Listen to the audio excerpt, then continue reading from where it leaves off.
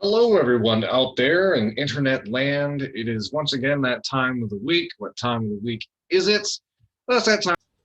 All I'll right, be right here everybody. with my notes. Great. Everybody, welcome back. This is the Hood Rat Strategist radio program, only on 89.1 WIDR. Or maybe you're watching online, you see my face and me drinking out of my little R2D2 mug. Mm, yeah, yes. Because coffee fuels the revolution. I don't know.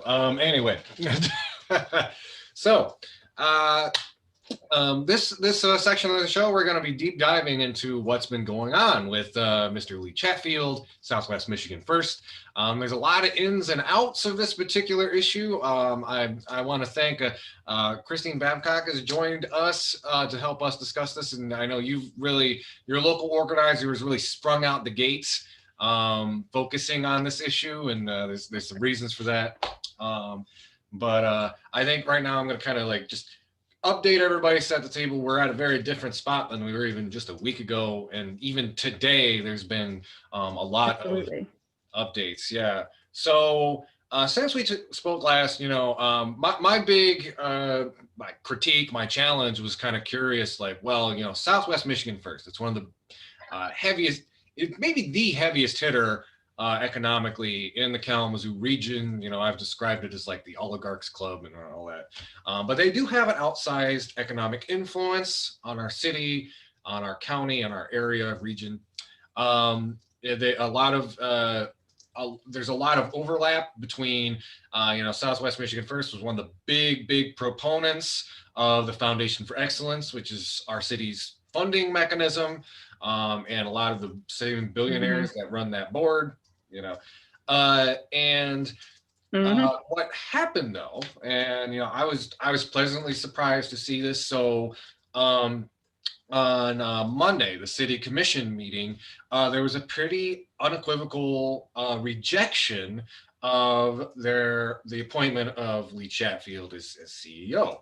And even certain commissioners who've taken money from Southwest Michigan First, I'm thinking like Chris Bradell and Gene Hess, were in agreements with their colleagues, particularly Aaron Knott, who came out very strong with a presentation about just the nasty reactionary nature of the appointment. And City of Kalamazoo basically withdrew themselves from Southwest Michigan First. That followed with a meeting from County Commission where they are also they're discussing and they're going to vote at a future meeting about whether they will also withdraw themselves and their funding for Southwest Michigan First. Then following that, we had a statement from Western Michigan University condemning the appointment. They haven't said whether they're withdrawing membership and funding yet or not. We'll see. And by the way, this show broadcasts out of WMU. It goes to a lot of WMU students. I would encourage a lot of you students out there, if you're upset about this, if you don't like a homophobic capitalist, hyper-capitalist having so much power in the city, there's university administrators that you can call anyway, if you so choose. And just today, we have also heard KVCC has withdrawn their membership and their funding. And this one was really interesting to me.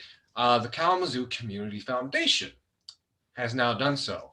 Now, what is particularly interesting about this to me is the Kalamazoo Community Foundation is a huge kind of pillar of the nonprofit industrial complex here in Kalamazoo. In fact, they're even name checked in the Articles of Incorporation for the Foundation for Excellence. They're supposed to be basically a governing body that makes a lot of decisions with the foundation money that is largely raised and given to it by Southwest Michigan First. So the idea that them as a nonprofit organization is distancing themselves from Southwest Michigan First and withdrawing their funding, that might be some of the biggest news I've seen today. And it's probably something that's not going to get a lot of attention or focus, but as somebody who's pretty well versed in kind of the internal dynamics and politics of Kalamazoo, that is really surprising, and it says a lot about just I think Pastor Dannison, I remember, said something like, "This was a bridge too far for Southwest Michigan First," and for the most part, I'm seeing that play out. And I don't want warning, don't get complacent, but for the most part, I am very pleased to see the city and a lot of local entities responding the way that they have. So I'm gonna pivot just a little bit. Christine, there's a specific reason I invited you on the show. I've seen you've been very active in responding to this appointment since it happened. And I hear you've had a history of kind of like lobbying Mr. Chatfield. So could you maybe just start with what is your history with him, just as as a citizen and a politician? How did you first hear about his kind of reactionary politics, and how did you get involved in that? Yeah, so I realized earlier today that I actually first heard of Lee Chatfield in 2014 when I was working with the Human Rights Campaign to amend Elliott Larson to include sexual orientation and gender identity. Because Lee took the seat of the Republican who was working with LGBT advocacy groups to amend Elliott Larson, but it didn't end up going through because people wanted to exclude transgender people. So fast forward to 2019, and Gretchen Whitmer talks about amending Elliott Larson in her State of the State. And I'm like, yes, finally, a governor is going to talk about this. Like, this is going to be easy peasy, lemon squeezy. And we are suddenly going to actually finally have these rights that I've been fighting for a decade. And I'm young, I'm 29. When we're talking about the people who've been doing this work in Michigan, we've been trying to get this passed for over 30 years. And so I'm very passionate about this, and I already was. And then to see the Speaker of the House come out strong and say, I probably would not allow a bill to come up that I believe would infringe on religious freedom. And then also, personally, I don't believe people should be discriminated against, he said. But at the same time, I'm never going to endorse a law or allow a bill to come for a vote that I believe infringes on someone's ability to exercise their sincerely held religious beliefs. And this is the part that gets me upset. Do I believe that he is legitimately concerned about that reverse discrimination? Yes, I think he is, and that his community is. And I feel bad for them for still believing that. Do I believe that their fear is founded? No, absolutely not. The research shows that it's not. And beyond the data that we can look at that really shows that this isn't this reverse discrimination from queer folks to Christian folks is just not true. And we can tell that from our personal experiences too. So I've been doing LGBT advocacy in the Kalamazoo area since 2011. And I'll get a little bit into my coming out story and where I'm from as we go through what Lee has done. But the thing is that there is no reverse discrimination towards the dominant religious ideology in this nation. That's ridiculous that they keep on purporting that, right? And I could talk about this for hours because the experience I had as a young Christian girl versus the experiences I have had as a queer femme person of ambiguous faith could fill an episode or two. I don't know. Maybe I should start my own podcast. Who knows? So that's kind of my first point is just that. Go ahead. I'm sorry. Say again? I said we'd certainly love to have you back for a deep dive interview on that, but go ahead. I'm sorry. Yeah. And so, no, you're fine. I just want to be super candid with you about all of this.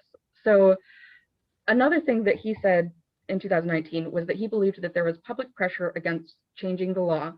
And he also said that such a change would open up people with religious beliefs to the reverse discrimination. And we know that there's no such thing as reverse discrimination because there is an undeniable political power imbalance that conservative Christians have in this nation because LGBT rights, abortion, and race have been politicized by the right so that they can keep the undereducated white poor voting with them. And I know that because when my parents moved back to the United States, we moved to a town that was 96% white in Berrien County.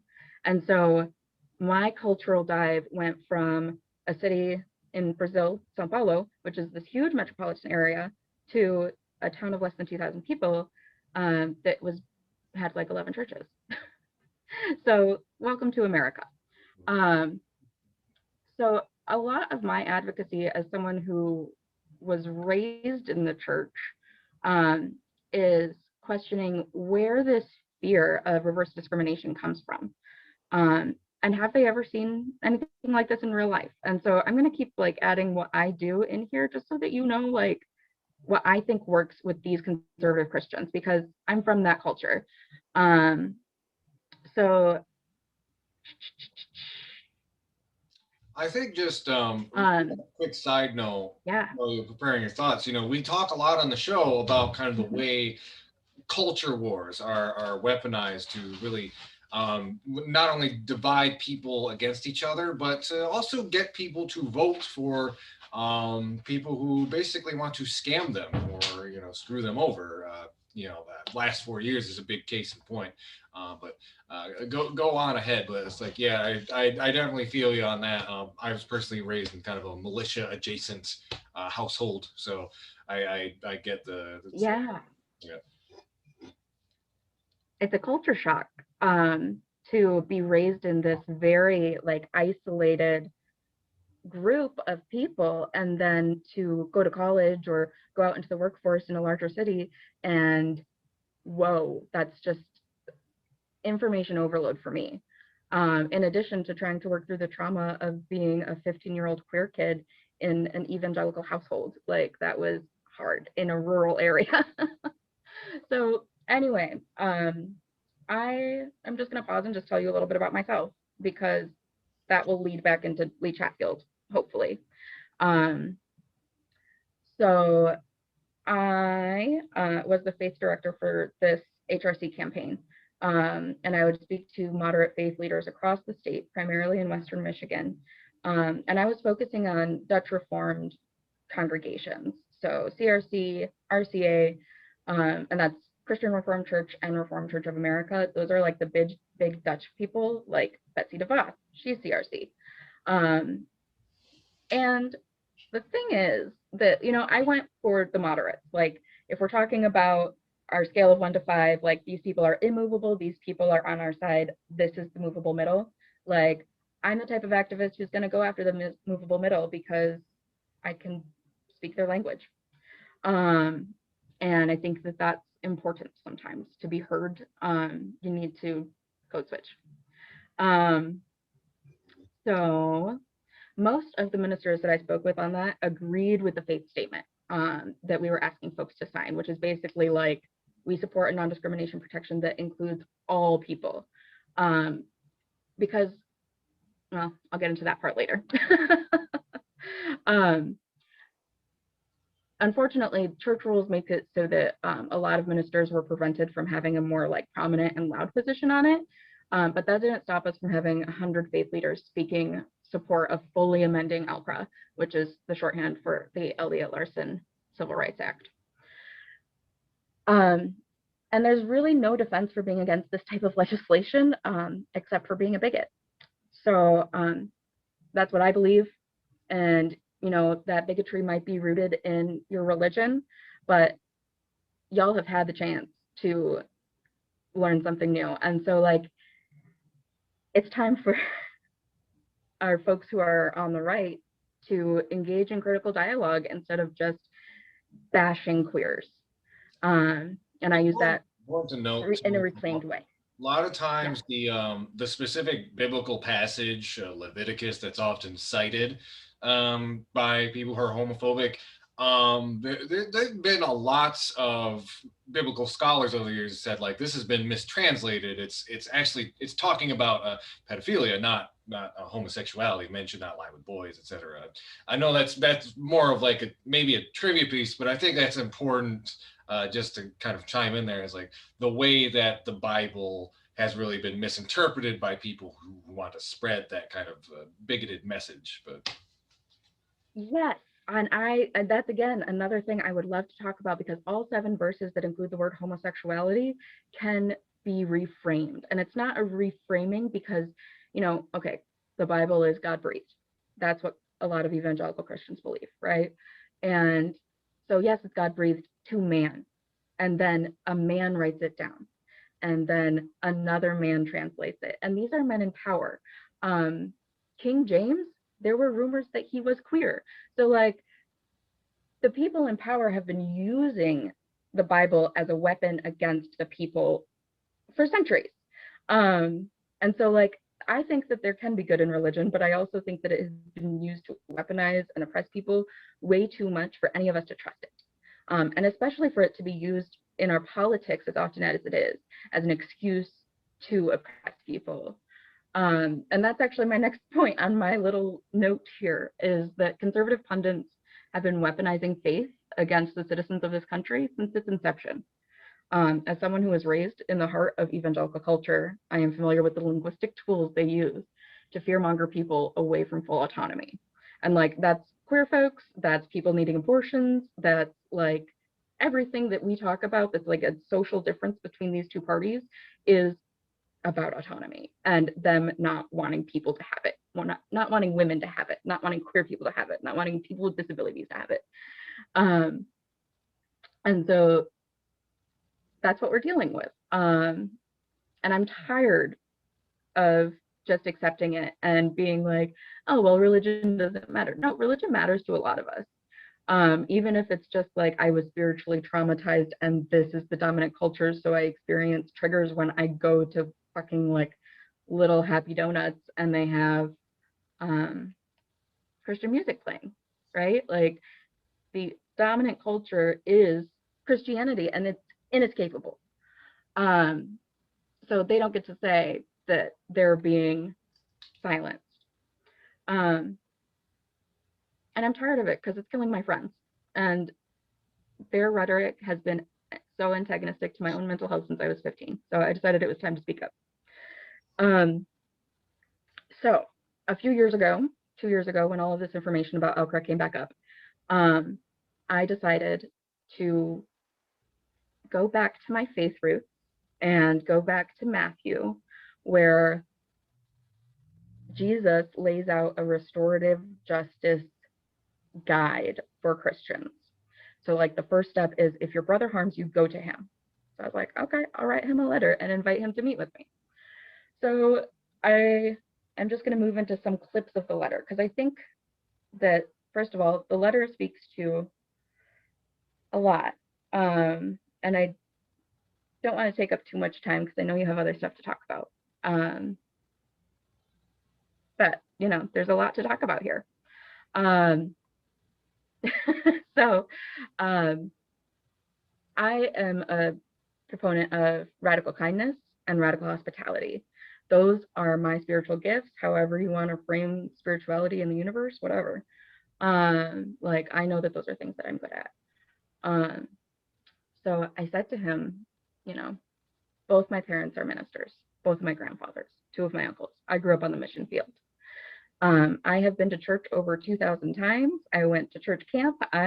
When I found out I was queer, I cried out to God and asked him to fix me because that was the culture that I was raised in.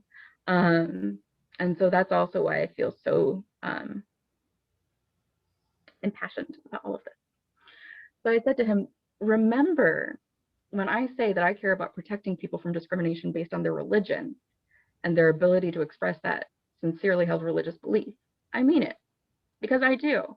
But I don't think he does, because I don't think that people who use religious rhetoric want anyone other than them to use religious rhetoric. Um, so can I pause and ask you if you have any questions for me at this time? Oh, no, no. Go ahead and keep going, and really don't worry about time. Like, I can squeeze and shift things around. So, no, this is a really Okay. enlightening conversation, and I think it really deep dives into like kind of the ideological impetus of like what's gotten everybody so stirred up here in the city. So, go ahead. Right. And so that's the point, is that it's about more than Lee Chatfield. Like, he is just the figurehead of that in this state and in this nation because he has chosen to do that. Like, he went to go meet with Trump. He met. Oh, are you still with us? Oh, did you? Hmm? Sorry, you're cutting in and out just a little bit.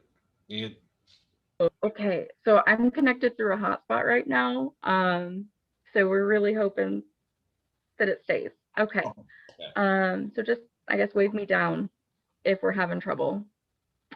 Um, so here's what I continue to share with Mr. Chatfield about my experiences. It breaks my heart to share that through the process of navigating my sexuality and my parents' spirituality, that a lot of harm was done. As soon as I graduated from high school, I left my parents' home. The next year, I started to get to know older adults who weren't straight. I started to meet couples who were in love, who had been in love for decades, and who were committed to each other.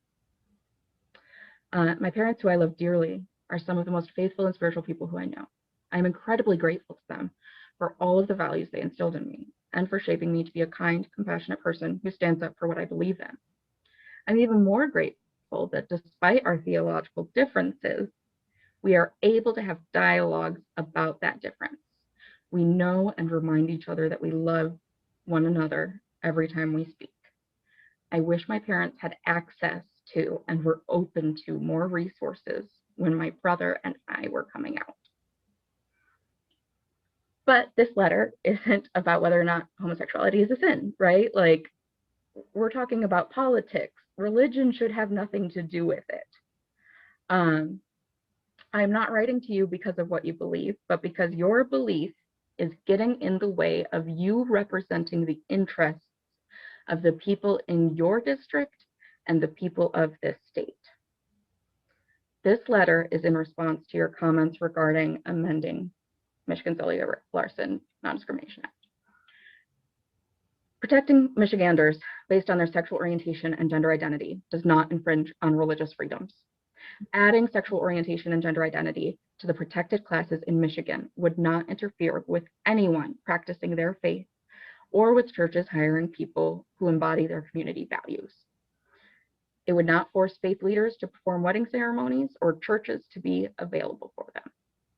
It won't prohibit Spring Arbor University from discriminating against LGBT people in their admissions process. And it won't stop Christian schools from having codes of conduct that are similar or more extreme than Karen Pence's new place of employment, Emmanuel Christian School. But then I wanted to give him an idea of what it would mean if we actually did amend Elliott Larson. It would protect LGBT people from getting turned away from homeless shelters like the Mission. It would protect parents from getting fired from their jobs. It would protect people who are afraid to be themselves because they might be fired. It would tell the children of LGBT parents that their lives and their families are valued and protected by their state.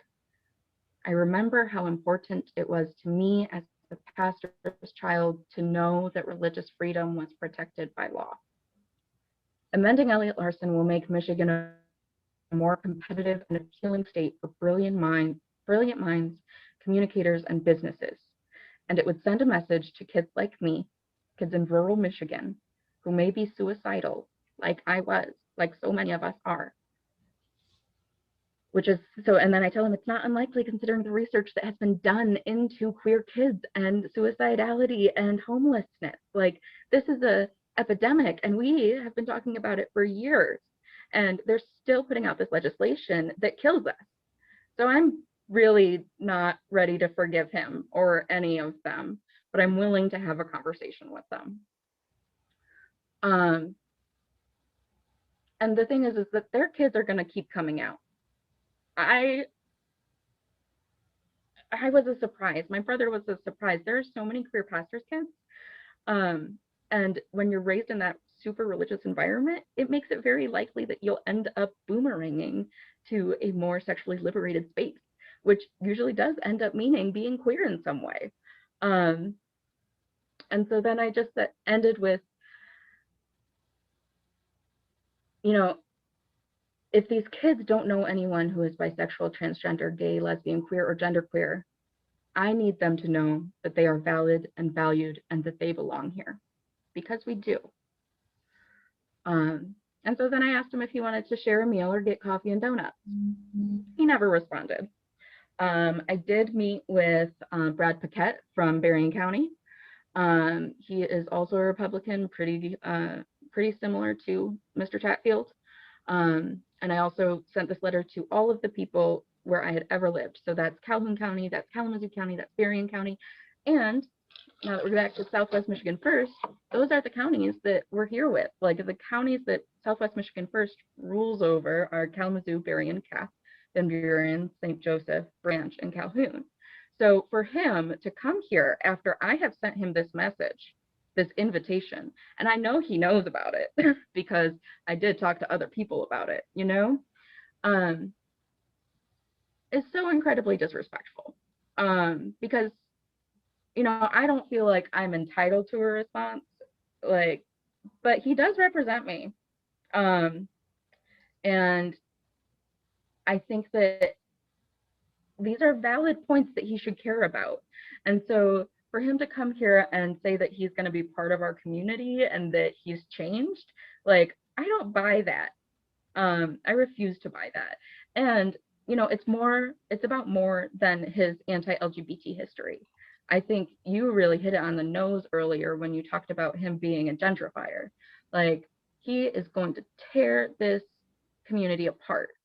And I think that it's not only us queer folks or radical folks or whoever, or like typically marginalized folks who are going to suffer. The rural people in Berrien County are also going to suffer because their land has been gentrified. It's not their land, it's the indigenous people's land, but their land has been gentrified for the last 2 decades for Chicago people to come over.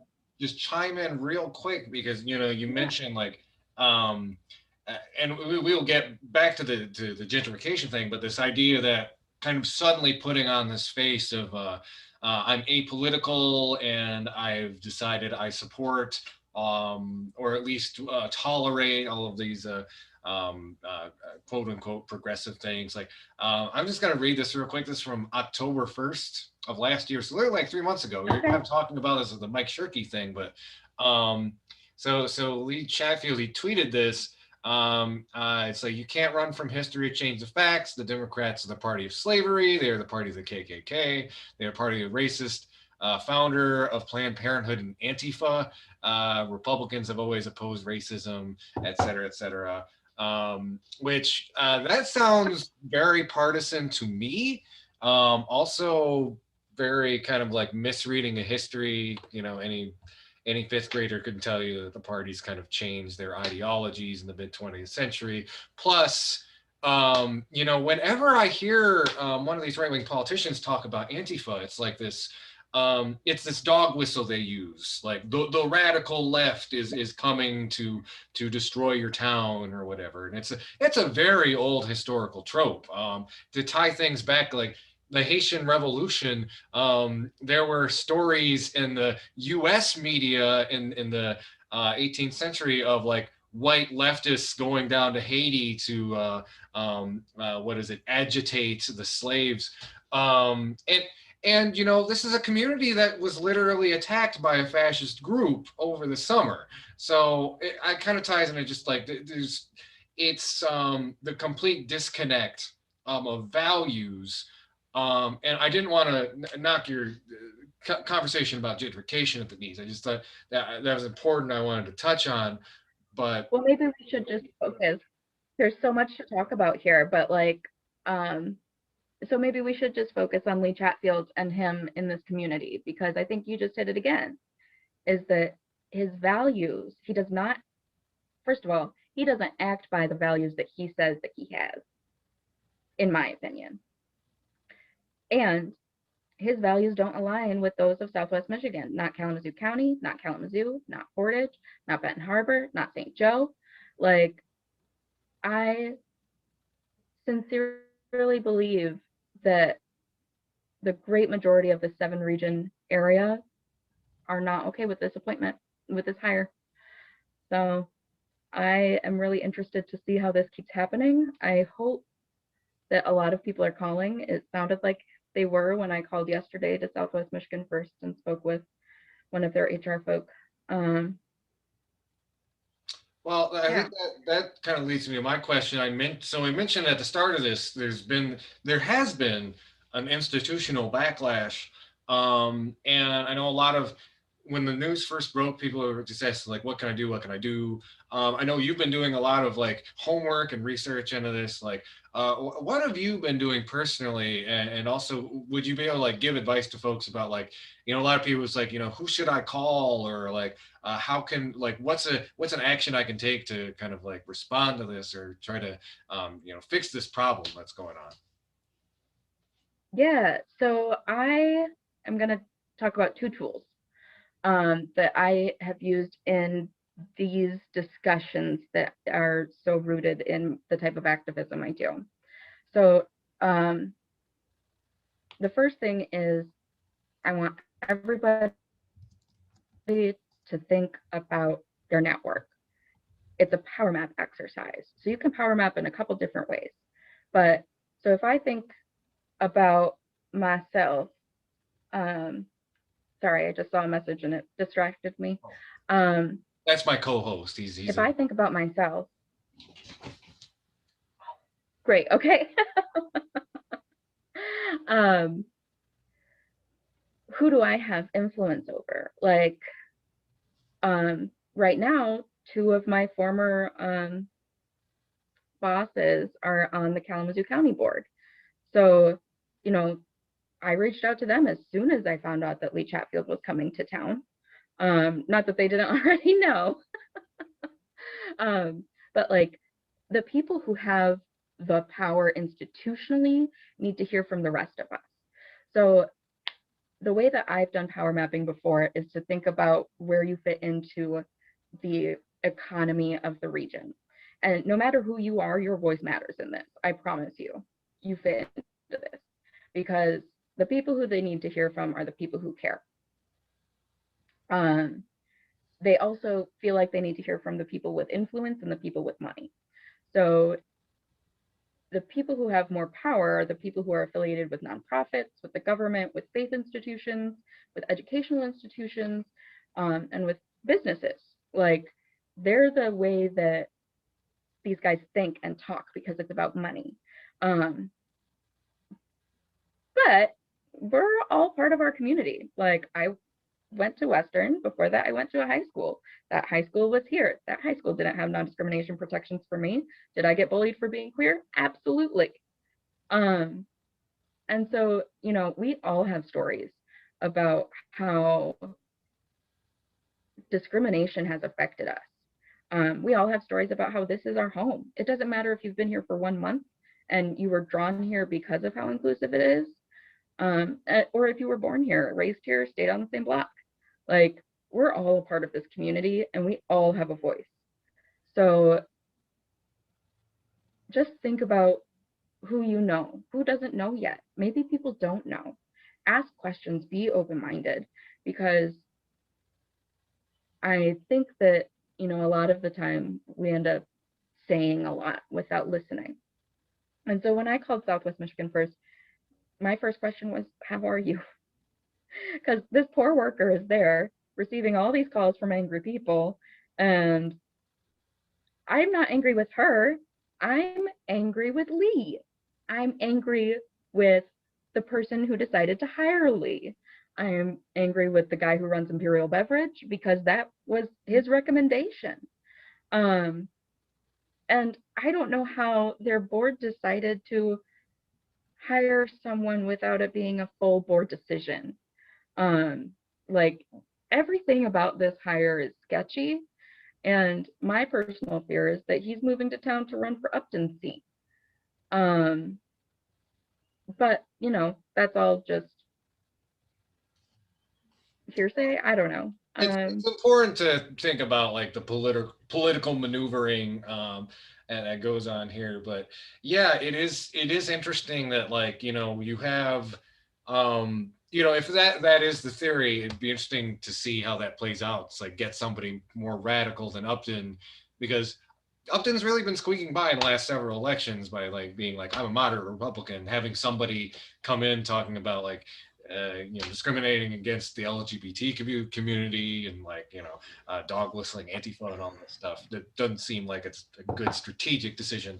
Um, so my co-host Lawrence is hopping on the show. By the way, Christine, if at any point you have to hop off, I understand.